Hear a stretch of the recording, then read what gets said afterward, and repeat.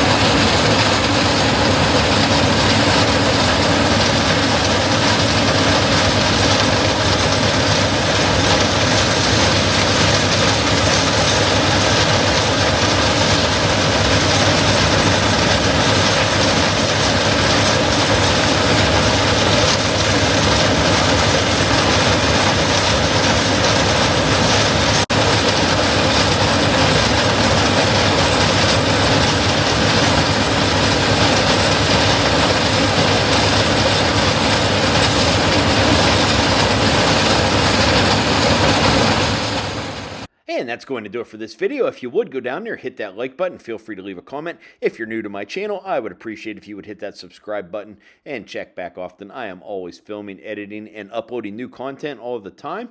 You can also follow me along on Instagram, Facebook, and TikTok at Farmhand Mike. As always, thank you for watching, and I'll catch you on the next video.